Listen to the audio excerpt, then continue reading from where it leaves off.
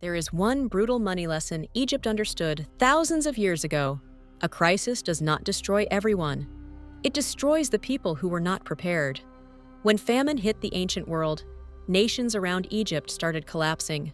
Food disappeared, families panicked, kings lost control, people traded silver, livestock, and eventually land just to survive. But Egypt did not collapse. Egypt got stronger. And here is the strange part. Egypt did not survive because it had more gold. Egypt survived because it had grain.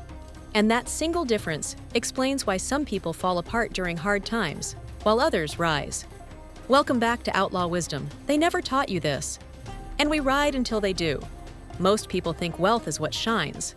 Gold, cars, jewelry, houses, vacations, a lifestyle people can see. But Egypt understood something colder. When famine comes, you cannot eat gold. You cannot feed your family with status. You cannot pay fear with appearances. Gold may impress people in good times, but grain keeps you alive in bad times. That is the first Egyptian money rule. Real wealth is not what makes you look rich. Real wealth is what protects you when life turns against you. Look at modern life. A car payment may look like success, but if it drains your paycheck every month, it is not grain. It is gold. Expensive clothes may make you feel powerful, but if one emergency wipes you out, they are not grain. They are gold. A beautiful lifestyle may impress strangers, but if it leaves you one lost job away from panic, it is not wealth. It is decoration. Your emergency fund is grain. Your paid-off debt is grain. Your useful skills are grain. Your low expenses are grain. Your ability to stay calm when others panic is grain. The outlaw does not ask, "Does this make me look rich?" The outlaw asks, "Will this protect me when the famine comes?" And that is where Egypt became different from everyone else, because Egypt did not wait for the famine to start preparing. There is an old story about Pharaoh's dream. 7 healthy cows rise from the river. Then 7 starving cows appear and devour them.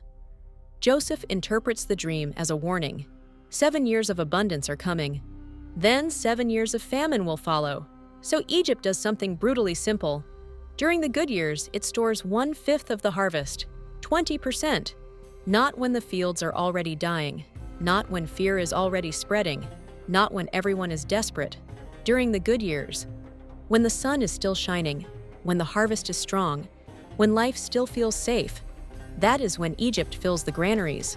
And this is where most people lose. They wait until life is already burning to become disciplined. They wait until the job is gone to think about savings. They wait until the car breaks to think about an emergency fund. They wait until debt is choking them to think about spending. But you cannot build a granary in the middle of a famine. You build it before. That is the second Egyptian money rule. The reserve must be built while life still feels normal, because the hard season always feels far away until it is standing at your door. Most people waste the good years because the good years feel permanent. Money comes in, bills get paid, fear fades, so they upgrade, they spend, they relax. They tell themselves, "I deserve it," and maybe they do. But the famine does not care what you deserve. The famine only asks one question: what did you store? That question is cold, but it is honest. What did you store when money was coming in? What did you store when life felt stable? What did you store when you had the chance? For Egypt, the rule was 1/5. For you, maybe it is 20%, maybe 10, maybe 5. But the number is not the first victory. The identity is. You become the kind of person who stores grain before hunger arrives. That is how families stop starting over. That is how a paycheck becomes a fortress. But Egypt had another secret. It did not just save grain, it built granaries. That matters. A pile is not a system. A pile can rot. A pile can be stolen. A pile can disappear because nobody's watching it. But a granary has walls.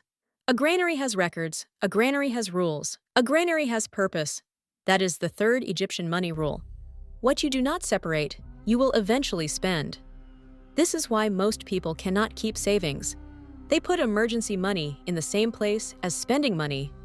Then one excuse becomes one withdrawal. One withdrawal becomes another. And slowly, the granary is empty before the famine even begins. Your reserve needs walls.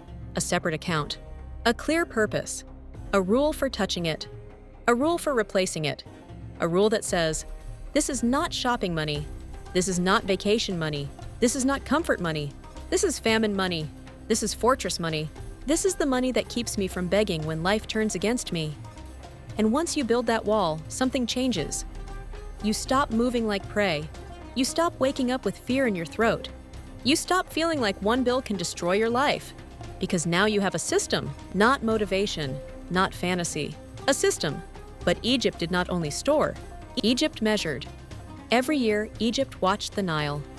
The river rose, the river flooded, the river fed the land. And the Egyptians learned to measure it. Because the river gave warnings. Too little water meant danger. Too much water meant damage. The number mattered. The pattern mattered. The signal mattered. That is the fourth Egyptian money rule. You cannot prepare for what you refuse to track. Most people do not have money problems because they are stupid. They have money problems because they live blind. They do not track what comes in. They do not track what goes out. They do not track the bills that return every year. They do not track the slow months. They do not track the leaks. Then they act surprised when the same problems come back again. But the river was speaking the whole time. Your life has a Nile. Your income has a rhythm. Your expenses have seasons. Your weaknesses repeat. If you watch them, you gain power. If you ignore them, they ambush you.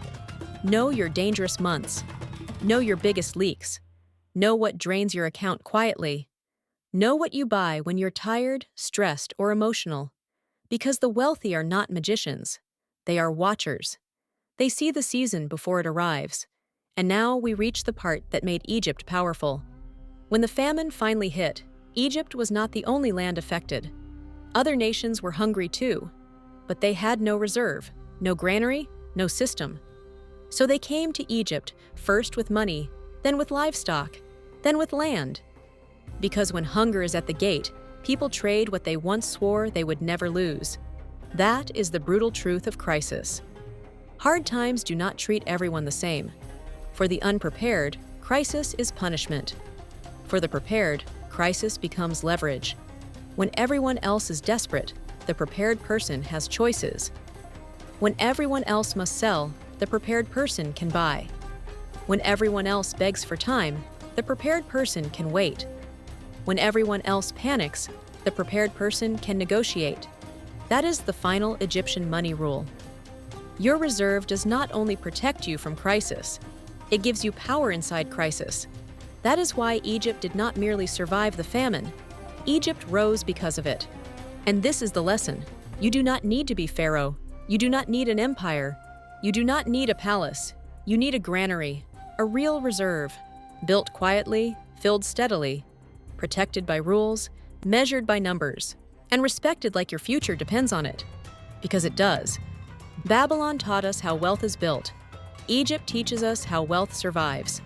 Do not worship gold, store grain. Do not wait for fear. Prepare while life is still normal. Do not leave your reserve exposed. Build the granary. Do not guess your future. Watch your Nile. And when the famine comes, do not be the one begging at the gate. Be the one who prepared before the gate was crowded. Because the famine always comes. Maybe as a recession, maybe as a lost job, maybe as a medical bill, maybe as 1 month where everything hits at once. But when it comes, you will not rise to your hopes. You will fall to your systems, so build the system now. Fill the granary now, while the sun is still shining. Next time, we ride into Rome. Egypt showed us how to protect wealth from hunger.